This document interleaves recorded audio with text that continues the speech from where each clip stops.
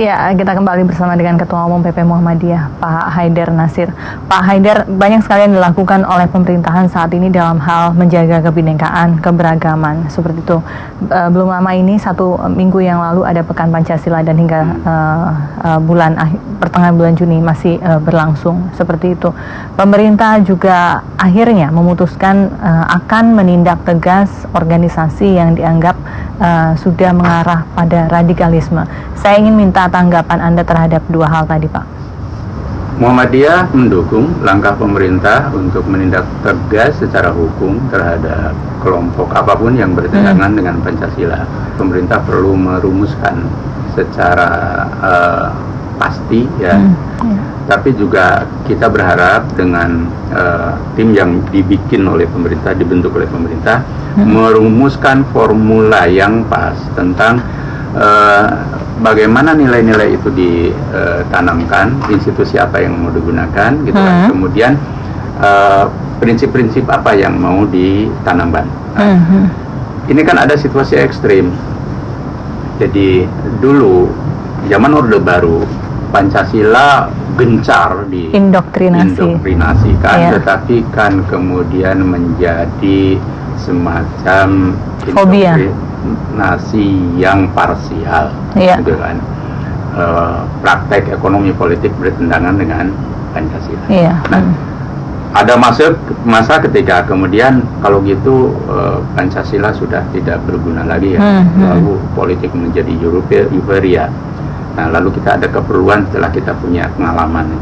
Nah, yang sekarang jangan mengulangi lagi Orde Baru.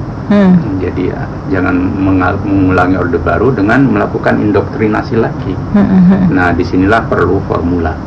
Jadi saya pikir Muhammadiyah dan seluruh kekuatan masyarakat perlu diminta masukan bagaimana sih menanamkan nilai-nilai Pancasila.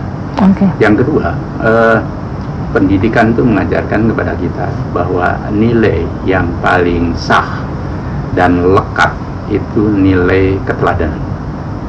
Contoh. Jadi sehingga Nabi disebut uswah hasanah, ya, teladan terbaik gitu. Maka ingin menerapkan Pancasila itu praktekkan saja oleh seluruh pejabat publik, anti korupsi, begitu ya. Tidak datang terlambat. Tidak datang terlambat. Menjadi orang yang soleh, gitu kan. Taat beribadah, semuanya, apapun agamanya taat beribadah karena sila ketuhanan yang Maha Esa. Kemudian apa? Kalau ada yang menyelesaikan masalah dengan cara mufakat, musyawarah, itu kan, gitu. Memperlakukan orang dengan keadaban, keadilan, itu saya yakin akan menjadi nilai yang teraktualisasi. Oke. Muhammadiyah selalu menempatkan, atau paling tidak rezim apapun selalu menempatkan orang Muhammadiyah di dalam kabinet. Salah satunya sekarang adalah Menteri Pendidikan. Seperti itu. Bagaimana menjaga balances begitu di tengah ada orang yang berada di kabinet dan sikap kritis Muhammadiyah sebagai organisasi kemasyarakatan? Baik.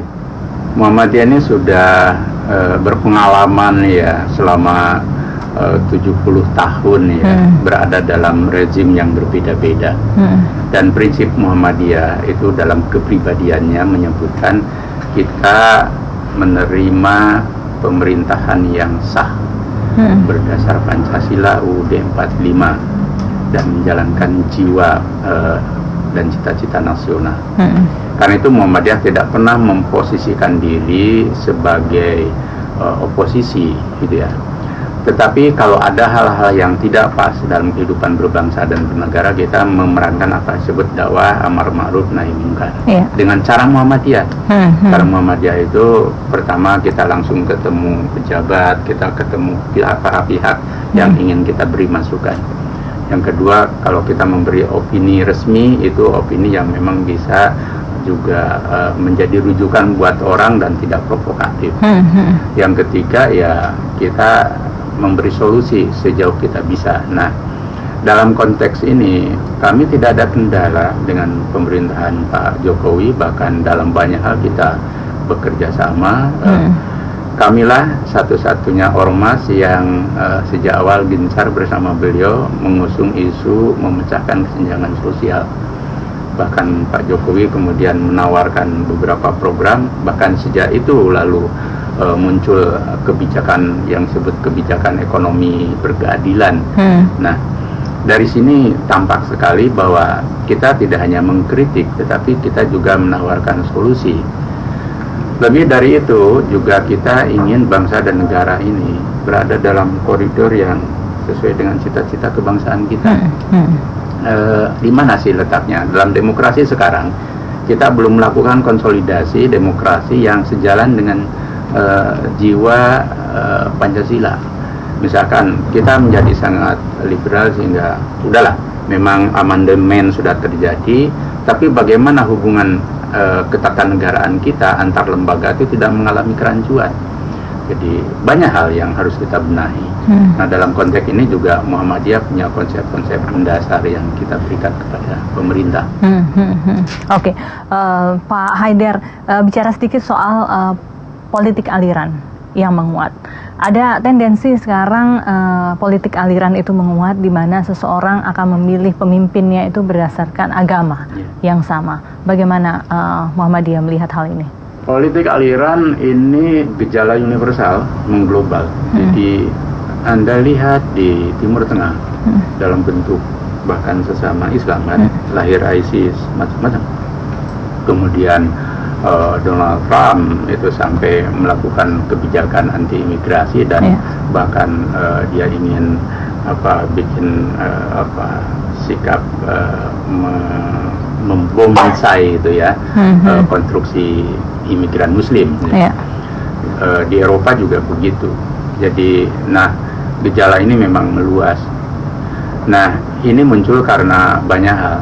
Pertama, terutama sekularisasi dan liberalisasi kehidupan yang luar biasa, lalu memunculkan apa yang disebut dengan sectarian response, respons sektarian dari kelompok-kelompok agama. Tapi sering caranya salah dan substansi yang ditawarkan juga menjadi serba ekstrim. Tadi takut sekularisme masuk ke negara, tawarannya negara agama atau teokrasi, itu kan di situ. Nah, dalam menghadapi ini maka Muhammadiyah ingin tetap membawa bangsa ini, agama menjadi sumber inspirasi moral dan rohani bangsa, lalu Pancasila menjadi dasar kita berbangsa dan bernegara. Tetapi bagaimana pemahaman terhadap agama itu harus makin luas, makin cerdas, makin substantif, itu agar orang beragama tidak hanya kulitnya saja dan tidak hanya verbalnya saja. Itu dia. Ini yang menjadi persoalan sekarang begitu ya, di tengah isu-isu global yang terjadi dan juga di Timur Tengah dan lain sebagainya begitu. Bagaimana Indonesia bisa membentengi diri dari segala hal, baik itu yang ekstremis kanan maupun ekstremis kiri, dan tetap mempertahankan kita sebagai NKRI dengan dasar Pancasila sebagai dasar kita. Ya, ada 3 peran yang dilakukan secara berbeda tapi bisa simultan.